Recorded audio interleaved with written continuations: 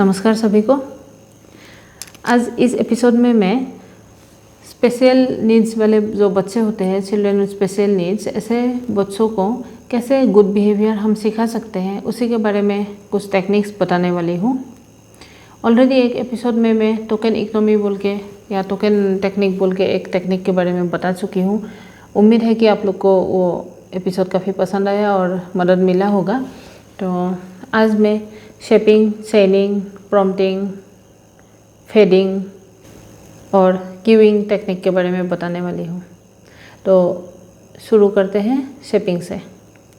Shaping एक ऐसा technique है जिस टेक्निक से हम जो सीवियरली रिटार्डेड बच्चे होते हैं, जो बच्चे का डिजेबिलिटी का लेवल सीवियर होता है, बहुत ज़्यादा लेवल तक, ज़्यादा हद तक अफेक्टेड रहते हैं, ऐसे बच्चों में यूज़ कर सकते हैं बहुत इफ़ेक्टिवली। क्या करते हैं इस टेक्निक में कि कोई सा भी डिज़ायरेबल बिहेवियर जो हम बच्चे को सिखाने वाले हैं, वो डिज़ायरेबल बिहेवियर के आसपास यानी नज़दीक में भी कोई सा बिहेवियर बच्चे ने दिखाया ना, तो भी हम बच्चे को रीइंफोर्स करते हैं।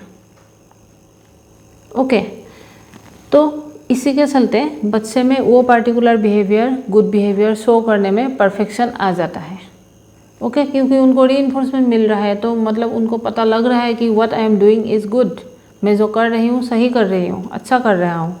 ओके, तो जब ये पता लग जाता है ऑटोमेटिकली ही और see start showing that good behaviour, वो अच्छा बिहेवियर दिखाना शुरू कर देते हैं धीरे धीरे। ओके, तो ये होते हैं शेपिंग, यानी हम जो गुड बिहेवियर बच्चे को सिखाने वाले हैं, भले ही वो गुड बिहेवियर बच्चे एक ही दिन में नहीं सीख पाया, बट हम क्या करते हैं, वो गुड बिहेवियर के आस पड़ोस में कोई सा भी अच्छा बिहेवियर बच्चे दिखाया या दिखाने की कोशिश किया, ओके, तो हम बच्चे को रीइंफोर्स करते हैं।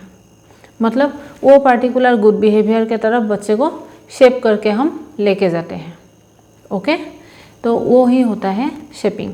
अब एक एग्जांपल दे रही हूँ, जैसे कि मान लीजिए एक बच्चे का मान लीजिए आई कांटेक्ट नहीं है फॉर एग्जांपल।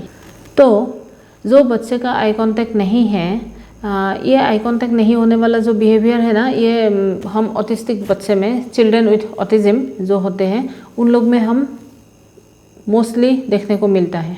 ओके, तो जो आई कांटेक्ट नहीं है यानी आँख में देख के बातें नहीं करते हैं, इसमें हम क्या करेंगे as a therapist, as a special educator, या घर में हम इंटरवेंशन दे रहे हैं, अगर हम बच्चे के पेरेंट हैं, मम्मा है या पापा है, या फिर बच्चे का गार्जियन है, कोई भी है, तो हम क्या करते हैं, बच्चे के एकदम सामने बैठ जाते हैं।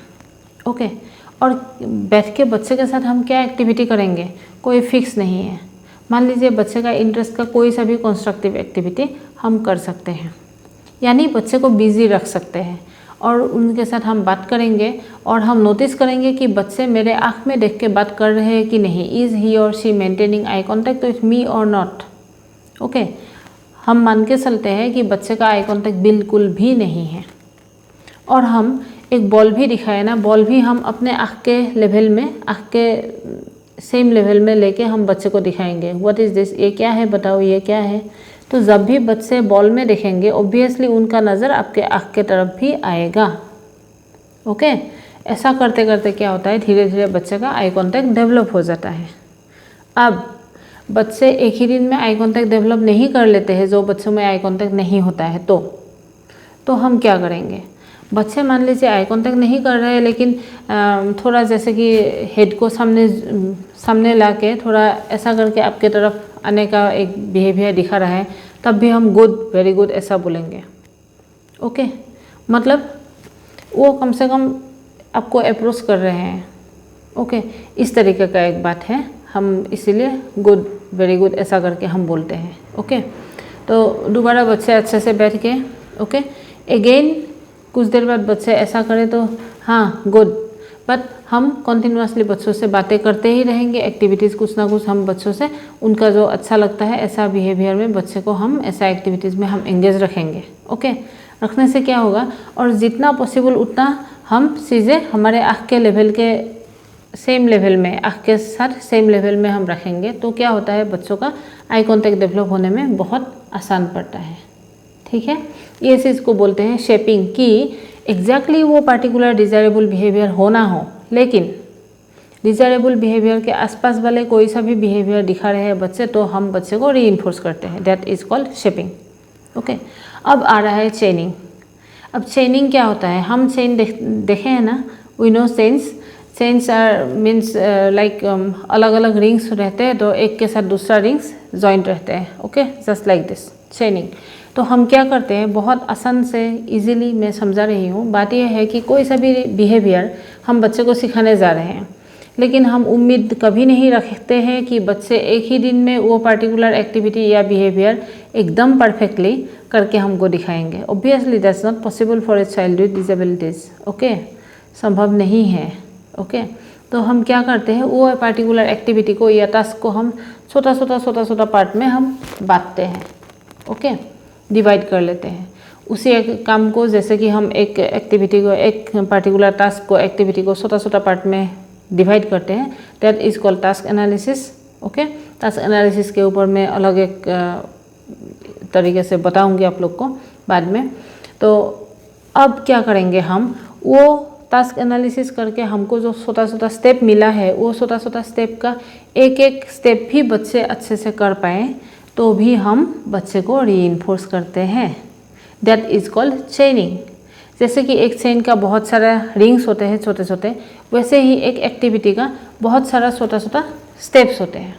और हम उम्मीद नहीं करते कि बच्चे एक ही दिन में सारा स्टेप्स करके ख़त्म कर देंगे। अगर कर के ख़त्म कर सकते हैं देन वेल एंड गुड, तब तो वो बिहेवियर नया करके सिखाने का कोई ज़रूरत पड़ेगा ही नहीं हमें। ओके, बट जो चीज़ बच्चे नहीं जानते हैं या थोड़ा डिफ़िकल्ट है, वो चीज़ ही हम सिखाने के लिए जनरली गोल्स लेते हैं। ओके, तो हम क्या करेंगे इसमें कि बच्चे कोई भी एक स्टेप भी अच्छे से किया ना वो बिहेवियर का, वो पूरा एक्टिविटी का, तब भी हम बच्चे को रीइंफोर्स करते हैं। दूसरा स्टेप भी कर पाया, अगेन रीइंफोर्स करते हैं। ओके, ऐसा करके हम जैसे बच्चे को रीइंफोर्स कर करके स्टेप बाय स्टेप सिखाने में ज़्यादा इंपॉर्टेंस देते हैं, that is called training. Okay, दूसरे दिन जब हम ट्रेनिंग करेंगे बच्चों का, सेम एक्टिविटी सेम बिहेवियर जब हम सिखाएंगे, हम अगेन फर्स्ट स्टेप से ही शुरू करेंगे। इट्स नॉट लाइक ये दोनों स्टेप तुमको करना आ गया था, तुमको आता है तो ये छोड़ दो, बाकी काम करो, बाकी स्टेप से शुरू करो। It's not like that. शुरुआत से ही एक एक स्टेप आपको करना पड़ेगा। एक छोटा एग्जांपल दे रही हूँ। फॉर एग्जांपल पेन पकड़ के लिखना, मान लीजिए पेन पकड़ के लिखना वो एक बिहेवियर है, वो हम बच्चे को सिखाने वाले हैं। अब बच्चे को नहीं आता पेन कैसे खोलते हैं, क्या करते क्या नहीं करते, तो हम उम्मीद नहीं रखेंगे कि एक ही दिन में बच्चे को हम पेन दे देंगे and he will open that pain and he will start writing. Okay, hold that pain properly and he will start writing. Okay, ये हम उम्मीद नहीं रखेंगे।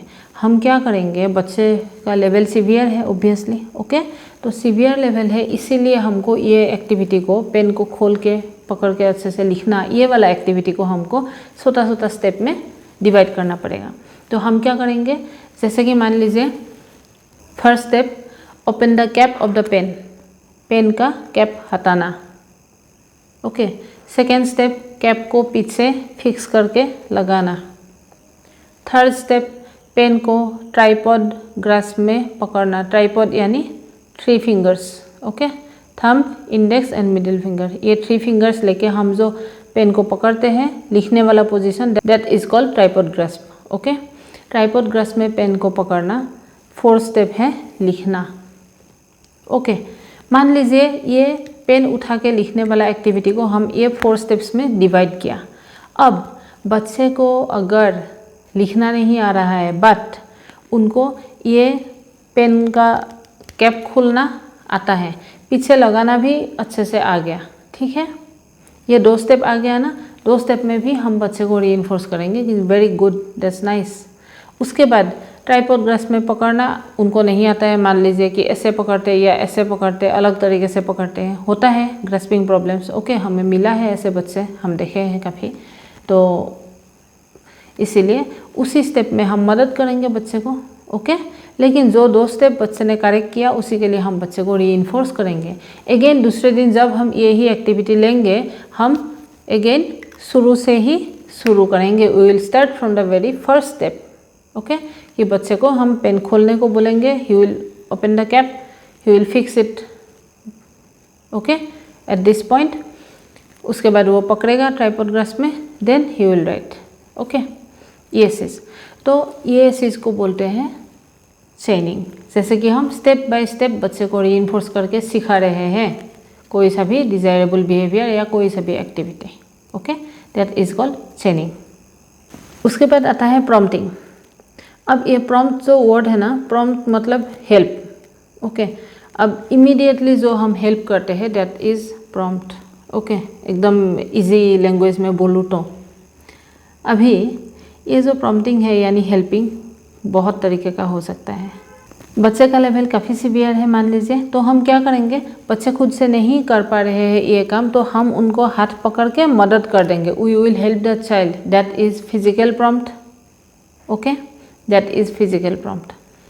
अगेन, पेन को पकड़ने में भी दिक्कत हो रहा है, हम बच्चे को ऐसे दिखा रहे हैं, हाथ पकड़ के बच्चे को ऐसा ये ग्रास्प हम बना दे रहे हैं कि ये फिंगर इधर रखो, ये फिंगर इधर रखो, ऐसे ऐसे करके पकड़ो। ये हो गया फिजिकल प्रॉम्प्ट, मतलब मैं बच्चे का हाथ पकड़ के उनको मदद कर रहा हूँ। ओके, अगेन मान लीजिए कि बच्चे को ये पकड़ना नहीं आ रहा है, तो मैं बच्चे को बोल रही हूँ कि तुम थंब निकालो, इंडेक्स फिंगर निकालो, मिडिल फिंगर निकालो, तीनों फिंगर को ऐसा करो, इसी के बीच में तुम पेन को डाल दो।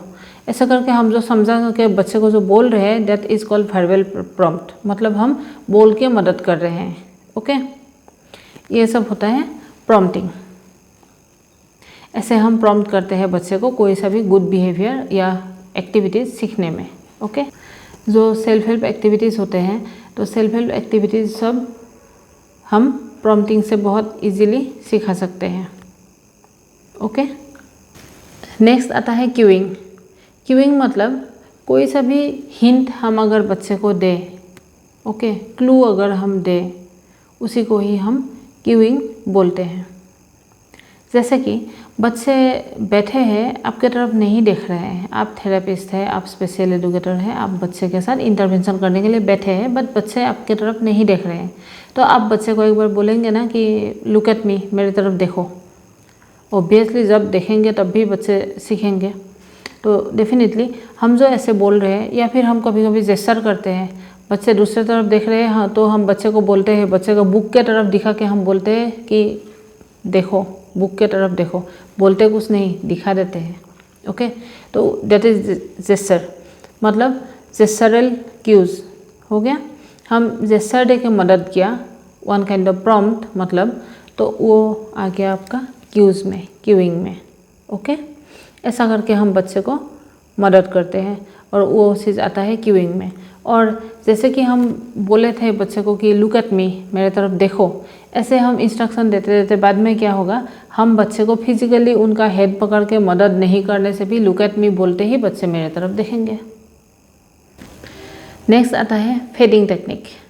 फेडिंग क्या होता है कि हम मान लीजिए शेपिंग करके, चेनिंग करके और एवरी स्टेप में रीइंफोर्समेंट दे दे के बच्चे को सिखा रहे हैं, और इतना अच्छे से सिखाने के बाद बच्चे कोई सा भी डिज़ायरेबल बिहेवियर अच्छे से सीख लिया मान लीजिए, तो सीखने के बाद क्या होगा, हम ये जो प्रॉम्प्टिंग है धीरे धीरे कम करके लाएंगे। ओके, ये जो रीइंफोर्समेंट हम बच्चे को दे रहे थे, एवरी करेक्ट स्टेप में हम बच्चे को रीइंफोर्समेंट देते थे, हम टोकन देते थे, और टोकन को एक्सचेंज करने में बच्चे को कुछ खाने के लिए कैंडी या समथिंग कुछ दिए थे, जो मैं पहले के एपिसोड में बोल रही थी। तो ये सब चीज़ हम धीरे धीरे कम करके लाते हैं, और ये जो हम धीरे धीरे फेड करके लाते हैं, कम करके लाते हैं, that particular thing is called fading. Okay, तो इस एपिसोड में मैं इतना ये सारे पास टेक्निक्स आप लोग के साथ शेयर किया। उम्मीद है कि आप लोग को काफ़ी मदद मिलेगा इससे, और आप लोग का वैल्यूएबल कमेंट्स से मुझे एनकरेज कीजिएगा, और kindly subscribe my channel. Thank you so much.